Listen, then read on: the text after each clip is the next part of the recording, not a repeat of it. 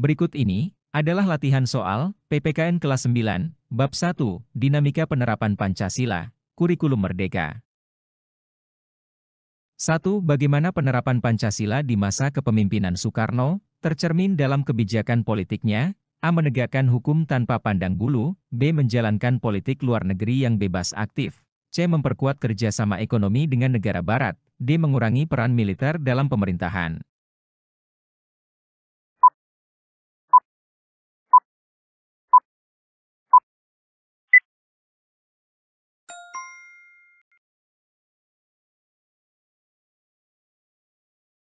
Penerapan Pancasila di masa Soekarno tercermin dalam kebijakan politik luar negeri yang bebas aktif, yang menunjukkan sikap tidak memihak pada blok manapun, dan berupaya menjaga perdamaian dunia. 2. Apa tantangan terbesar dalam penerapan Pancasila pada masa kepemimpinan Soeharto? A. Kurangnya dukungan dari masyarakat. B. Munculnya gerakan reformasi yang menuntut perubahan. C. Penyelewengan kekuasaan dan praktik korupsi. D. Keterbatasan sumber daya alam.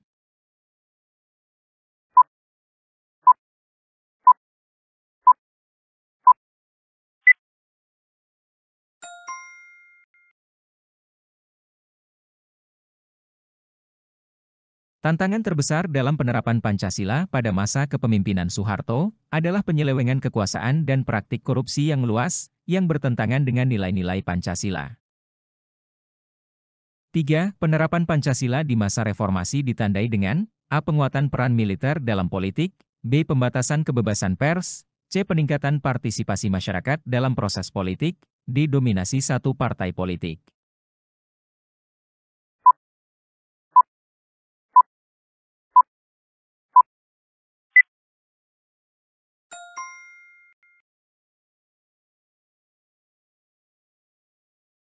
Di masa reformasi, penerapan Pancasila ditandai dengan peningkatan partisipasi masyarakat dalam proses politik yang mencerminkan nilai demokrasi dalam Pancasila. 4. Bagaimana penerapan Pancasila dalam bidang hukum pada masa kepemimpinan Soekarno? A. Mengutamakan hukum adat di atas hukum nasional. B. Menegakkan supremasi hukum tanpa intervensi. C. Mengedepankan nilai-nilai gotong royong dalam penegakan hukum. D. Menggunakan hukum sebagai alat politik.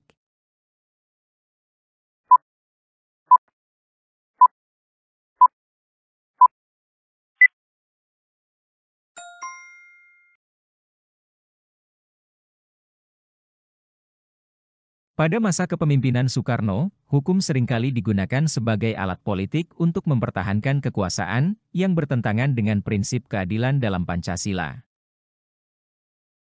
5. Apa yang menjadi ciri utama penerapan Pancasila pada masa kepemimpinan Soeharto? A. Penegakan hukum yang transparan. B. Sentralisasi kekuasaan dan stabilitas politik.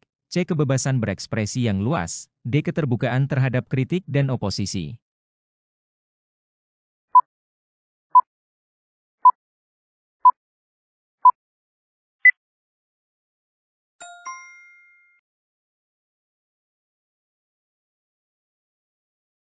Masa kepemimpinan Soeharto dicirikan oleh sentralisasi kekuasaan dan upaya menjaga stabilitas politik, meskipun seringkali mengorbankan demokrasi dan kebebasan berekspresi. 6. Mengapa penerapan Pancasila di masa reformasi dianggap lebih demokratis? A. Karena adanya kebebasan pers dan hak berpendapat. B. Karena kekuasaan terpusat pada satu partai. C. Karena adanya pembatasan hak asasi manusia. D. Karena mengutamakan kepentingan militer.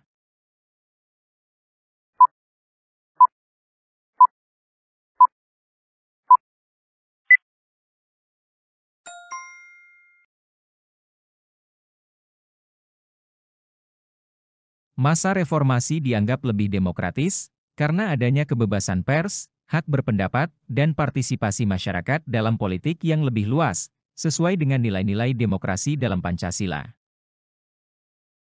7. Apa tantangan utama dalam penerapan Pancasila di masa depan? A. Menjaga stabilitas ekonomi global. B. Menghadapi perkembangan teknologi dan globalisasi. C. Mengurangi ketergantungan pada sumber daya alam. D. Menjalin hubungan baik dengan negara-negara tetangga.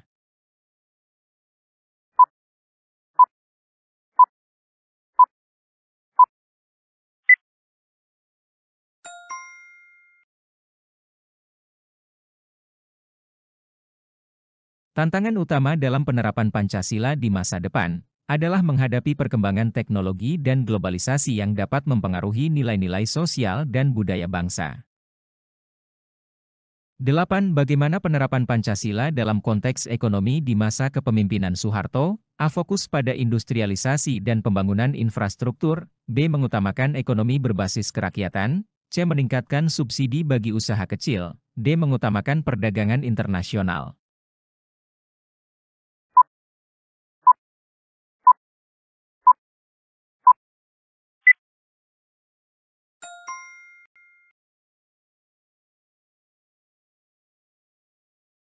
Pada masa kepemimpinan Soeharto, penerapan Pancasila dalam konteks ekonomi lebih banyak fokus pada industrialisasi dan pembangunan infrastruktur, guna mencapai pertumbuhan ekonomi yang cepat. 9. Bagaimana Pancasila diaktualisasikan dalam pendidikan pada masa reformasi? A. Penekanan pada hafalan nilai-nilai Pancasila. B. Pengintegrasian nilai-nilai Pancasila dalam kurikulum. C. Mengurangi porsi pendidikan kewarganegaraan. D. Mengedepankan pendidikan berbasis agama.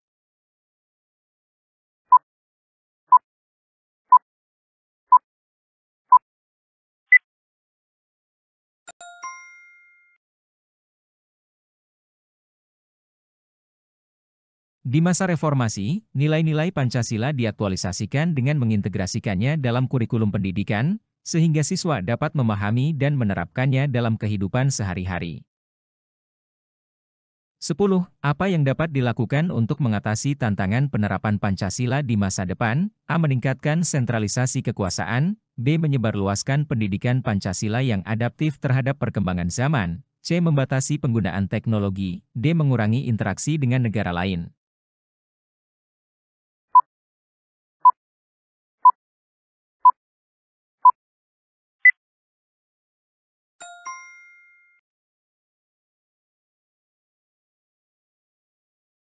Untuk mengatasi tantangan penerapan Pancasila di masa depan, penting untuk menyebarluaskan pendidikan Pancasila yang adaptif terhadap perkembangan zaman, agar nilai-nilai Pancasila tetap relevan dan diterima oleh generasi muda.